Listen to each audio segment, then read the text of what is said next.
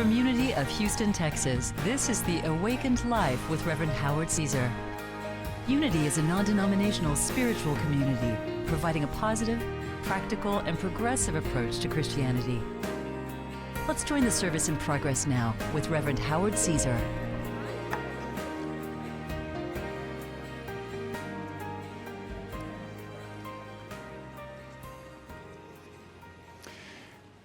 Well, if you've been attending Unity for any length of time, you know that we teach here that life is a journey, that life is an adventure, and that it's an adventure into the deeper dimensions of consciousness, of spiritual awakening, deeper dimensions of the relationship we have with the divine goodness that is inherent in all of us as children of God, that there is the seed of good that is always operating, that's always there. Sometimes we don't see it. It is beyond appearances, that there is a spiritual evolution that is going on as we continue to broaden and awaken and become more aware of the truth that would set us free, that there is one presence and one power in this universe, and that it is working in us and through us and in our lives, and the nature of that one presence and power we call God is good. Now, there is a story that I like to come back to that is from the book of 1 Samuel. That involves the life of Saul, and it carries across this idea that there is the seed of good in everywhere, really, and sometimes we don't spot it. And so there was this man who was from the tribe of Benjamin. His name was Kish, and his son's name was Saul. And actually the passage said he was very handsome. You can do what you want with that, okay? But anyway, one day Saul's father came to him saying that some of his asses had gotten lost. That's how they refer to it in the Bible. And so that he should, his son, Saul, take one of the servants and go hunt them down, go find them if possible. And so Saul got one of his servants and went hiking through hill and country and what have you, and looking for these animals. And they went through the land of Benjamin, and they went into the land of Zup, Z-U-P-H, but they did not find them. And so at one point, Saul said to his servant, you know, we probably ought to get back because my dad, Kish, maybe become more concerned with us being gone than with the animals that we're searching for.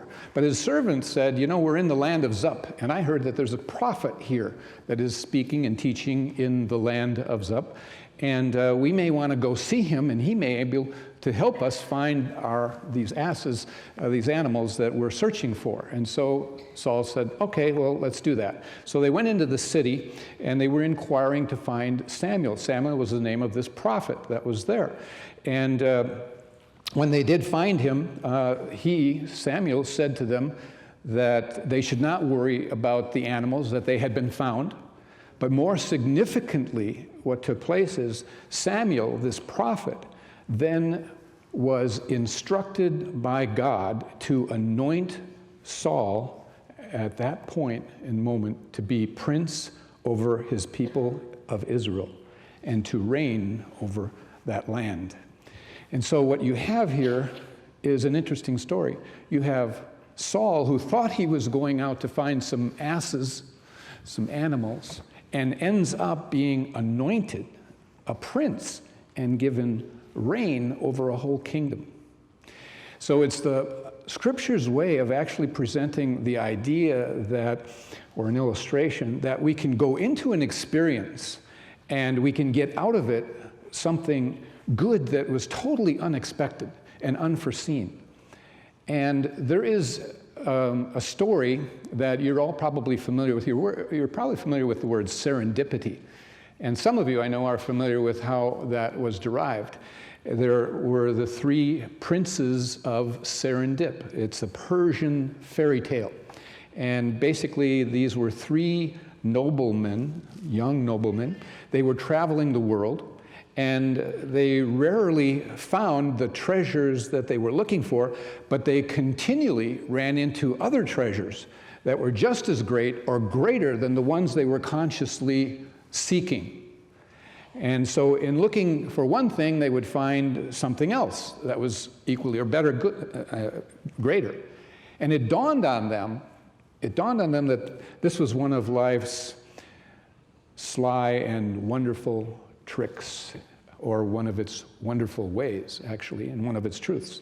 And so once they came to that realization, they got an extremely new slant on life, a whole new perspective on life that helped them to see that every day was a new opportunity to experience more of life, that every day was a wonderful adventure. They learned to get up every day with great expectations.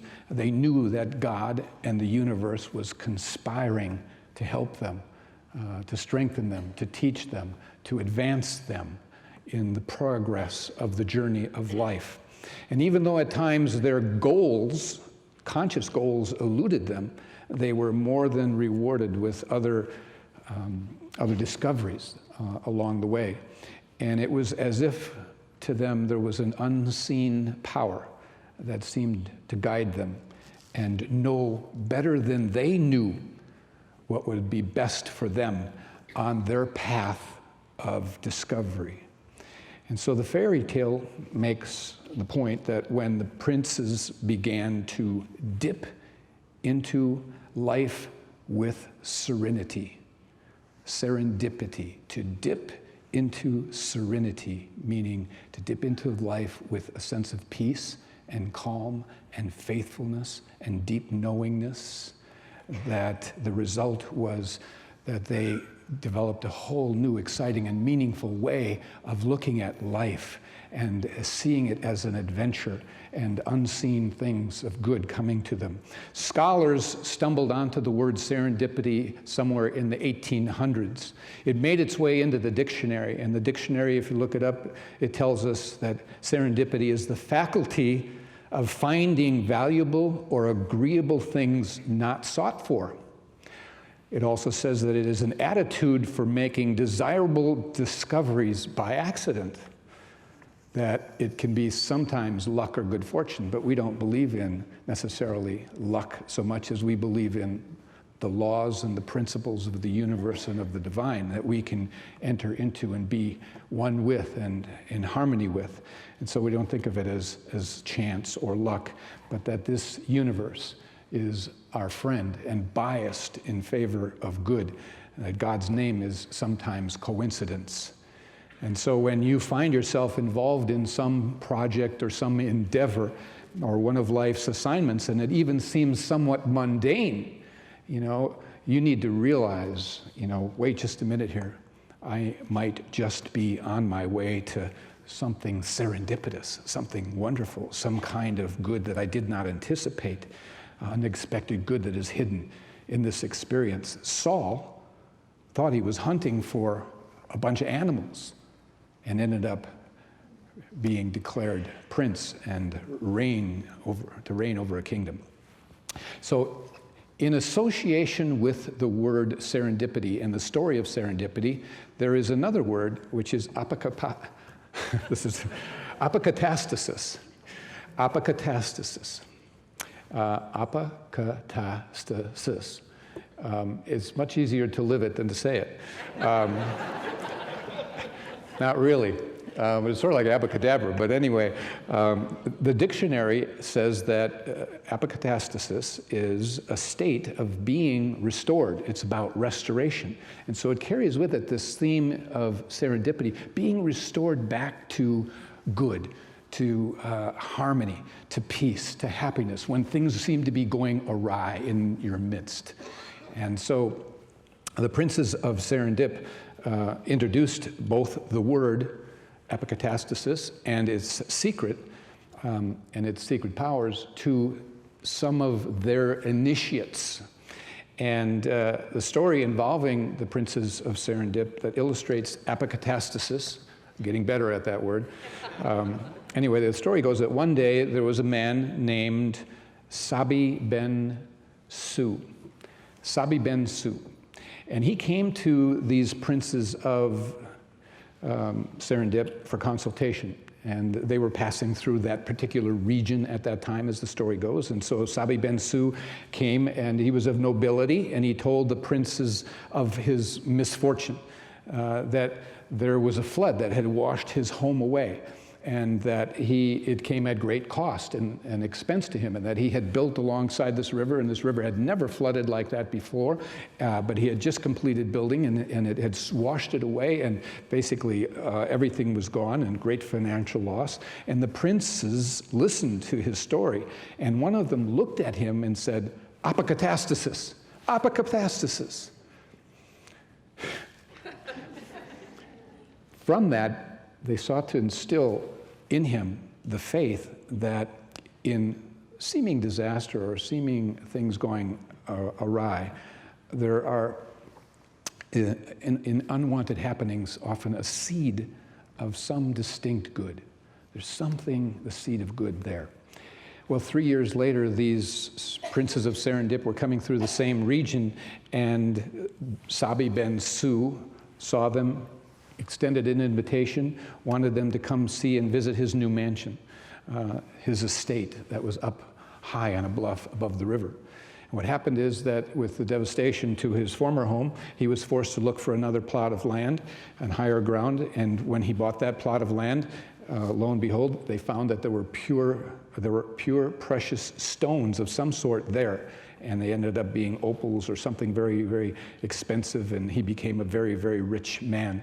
And Ben Sabi said to the princes, "If it hadn't been for your assurance of apocatastasis, I would never have had the patience or the faith to have what is mine today. I would have spent my days in remorse." And the princes just smiled and said to him, "You know, if only all people could learn the secret and remember the saying, until tomorrow becomes today, men will be blind to the good fortune hidden in unfortunate acts." So he was making the point, that though his home had been washed away, and he could have projected all his thoughts into what had gone awry and into the ruins. Instead, he realized that in a distant day, good could come from the seeming misfortune. So apocatastasis is basically a principle. It's a serendipitous secret, if you will, that in every seeming challenge or difficulty or problem is hidden the seed of something good, some kind of reward that can come out of it. And rather than us remaining stuck in the moments of or just stuck in a spiraling kind of despair and in defeat and getting stuck in the circumstances and the woe is me and how circumstances are in that moment, that we need to think in terms of, something good is wanting to happen and being open to it. It's not easy. It takes a lot of courage. It takes, a lot of being present and in the moment and mindful that this is a principle when you're in the midst of those kinds of things. But in every setback, in every delay, in every kind of situation like that, there is the seed of some good. Life is a journey. Life is a great adventure, and you never know just how it is that the universe is basically conspiring to help you, to move you forward, to thrust you into new awakenings. Appearances can be deceiving. And Jesus said, "Judge not by appearances," of course. Now, I want to tell you about a dear friend of mine who's no longer with us. He was a colleague and a great minister, and some of you know him, even though he has passed some years ago. His name was Jack Boland.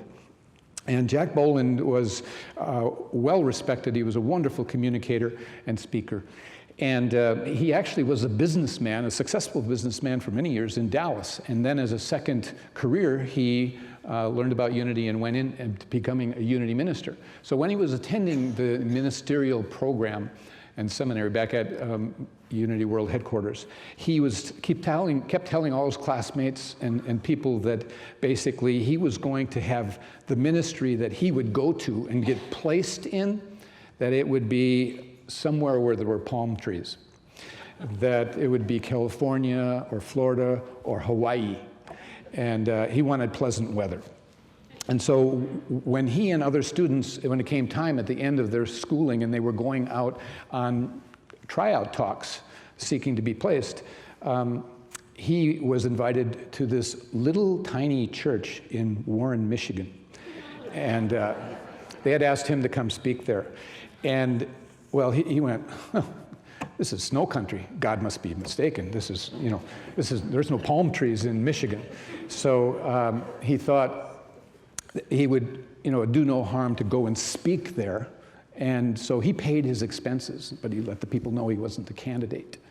And so he would pay his way and leave. Well, when he got there, there were about 40 people that were in the audience. And he said there were 20 on the left side of the center aisle and 20 on the right side of the aisle, and nobody was happy with one another. The people on the one side were at odds with the other. It was a troubled church. And he said he thought to himself, thank God it won't be me that comes here. And he said he even remembered the thought, I kind of can't wait to get out of here. There's a lot of conflict and gnarly stuff going on here. So he was giving his talk, and while he was giving his talk, somewhere in the midst of it, he heard this voice inside of him say, you're going to love it here, Jack. And he got ever so strong this sense of being guided that this was to be his ministry. And so he started to cry. I mean, the tears started coming down his cheeks. And people thought, wow, this guy is really into the emotion of his talk. But he was already grieving the fact that he wouldn't be going anywhere where there were palm trees. So he did accept the position, and it became one of the largest, most successful, and probably the most successful at that time, ministry in the Unity movement. He built a sanctuary, like he went and spoke in, and it seated 1,600 people. And so that was where he was to be, and the seed of good took off because he listened to that guidance. He accepted. Apocatastasis. Apocatastasis, And so, however, once a year, he made a promise that he had God promise him that it was okay to go to Hawaii once a year on a trip. And so he did. So in seeming setbacks, delays, difficulties, the seed of a greater good, the opportunity to grow, to expand, to broaden, is always there. Now, Jack was a real advocate of this principle, apocatastasis. That was one of his teachings. He held on to that. He believed in that, and he taught people that. There was a man who came to his church who had been quite successful as a person. He, in his current line of work, decided he just wasn't fulfilled, wanted to do something different. He moved to Oklahoma, and he invested all that he had in a bunch of land in this venture that he was in. It wasn't just about land. But anyway, he was staying in contact because he had been in the ministry at Jack Boland's church. And so they were friends and would talk. And he would call like once a month. And he'd call and say, Jack, things are not going well. This isn't coming together. And Jack would say, apocatastasis, apocatastasis. And then his friend would call back a month later, and the same story. And Jack would say, apocatastasis. A while later, he called a third time, said the same thing. Apocatastasis, believe in this, And the guy hung up at him. I hung up at him, really. And so yet a while later, I don't know what the length of time was, it wasn't that long, and there was a sequence of events where the guy discovered that even though the venture he was meant to use the land for didn't work, they found that there was oil on that land that he had bought. And so they started drilling for oil, and he became way wealthier than he ever had imagined he would become. And he, of course, called back to Jack. And there was a picture that he gave to Jack Boland that Jack had hanging in his office. And the picture was of the property with all these oil wells, in the distance, and a big Cadillac in the front, and him leaning against his Cadillac. And on the picture was the inscription, "Thank you for teaching me apocatastasis." Jack had a way, of having you believe what he believed. He believed so strongly in something that it was contagious, and that's what made him so effective. Now, a friend of mine and colleague, her name is Reverend Mary Amwick, she had the privilege of working with him as an assistant minister for 1 year, and then she went out on her own. And anyway, she tells the story of a woman that had come to their ministry, and Jack and she were, I guess, talking in the lobby area, and it might have been like the middle of the week, and this lady walked in, and she just very emotional, telling her story of all the bad things that had happened. Her boyfriend had left her, her car had broken down, she had been laid off from her job. And so Jack listened, and he just looked at her and smiled, and then went over to her and he put his hands on her shoulders and said, "Apocatastasis, my dear, apocatastasis." And she looked at him, gave him this weird look, didn't know what he was talking about. So he took her into his office, and he explained and taught her what that was. And she came out beaming. And so in Jack's mind, you know, there wasn't anything wrong with what had happened to her. There was a better guy for her, that there was a better job for her, and the better job would provide a car that wouldn't break down. And that was the way he thought, and he really believed. Now, if I could move this person in consciousness to that awareness, then they will begin to see and move in that direction, and things will happen. And so when she came out and was beaming, Mary, this assistant minister, went up to Jack and said, "How did you do that with a simple teaching like apocatastasis?" And Jack smiled at her and said, "Mary, just what is it that you do believe? Do you believe in one presence and one power? Do you believe that that presence responds to belief in your faith? Do you believe that it loves you? Do you believe that in the grand scheme of things, all things are really working together for good? So how long will it take for you to align with that teaching and with that presence and power?" Wow, that really nailed her. Well, that's the question we all have for ourselves today. You know, just when will we accept that there is this one presence and power, and that it responds to our belief, and that it loves us, and in the grand scheme of things, that things are seeking to move us toward experiencing good, along the way growing, awakening to spiritual truth and our connections with the divine and with each other and all the things we're to learn, but it's taking us towards greater good. How long will it take? In the order of the universe, even times when we are struggling, so it seems, God, the universe, has something up its sleeve for good. Marcus Bach is a writer. You've all heard, should have heard probably, of Richard Bach. Richard Bach wrote the book Jonathan Livingston Seagull. His uncle is Marcus Bach. Marcus Bach was a writer. He traveled the world, researched religions, and would write about the different religions and some of the universal teachings, kind of blending them together as one. He loved unity, but he wrote about them all. Anyway, he did not start out as a writer. Marcus Bach, the uncle of Richard Bach, was first wanting to be a violinist, and he had practiced 4 hours a day for 8 years to become a virtuoso violinist. And during the Depression years, he had bought himself a violin, very expensive violin, on time, on payments. It was like $1,500, which was a lot. It's probably a lot today. And he had reached the place where he was now doing recitals. And so one night he went and did a recital someplace, and his precious violin was taken. The violin, the case, the bow, everything. The police sought to track it down and seek out the thief. And they were able to trace to where he had tried to sell it somewhere, hadn't been able to. He tried to pawn it somewhere, hadn't been able to. And so, realizing how expensive this was and wanting to do away with, the evidence, he went to some wooded area, built a fire, and burned his violin. And so Marcus Bach was told this by the police, and he had no insurance, no money. Depression times, ended his violin career. And right then is when a larger career began to open. And it was a turning point for him in his life.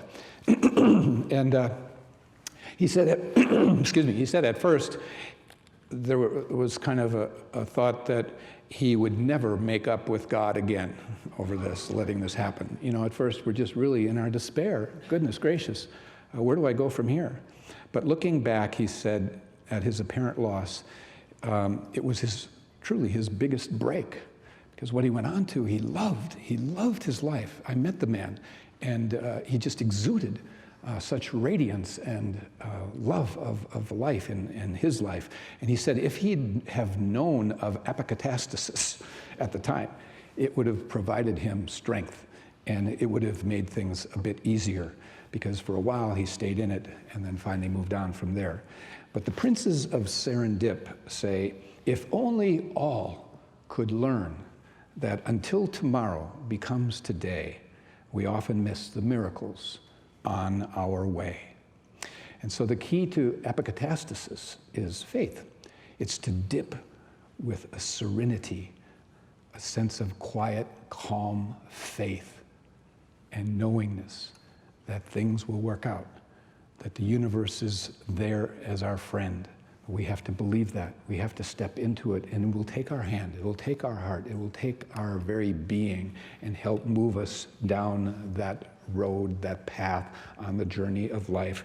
And whatever it is that we can do, we must do to the best of our ability. But whatever we cannot, God will do. Do all that you can, and God will do all that you cannot. And that's the role, and that's the part.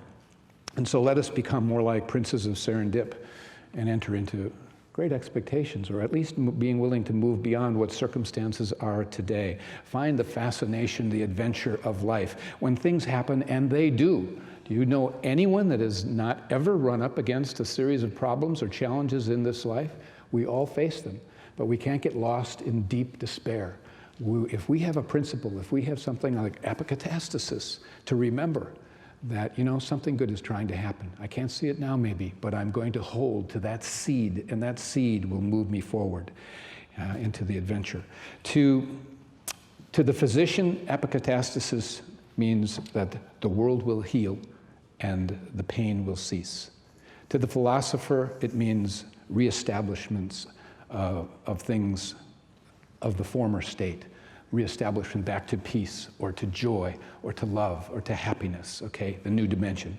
So whatever comes your way, the unexpected, dip into serenity, serendipity, and insight, and the truth that apocatastasis, if you can say it, you can live it. God bless you all.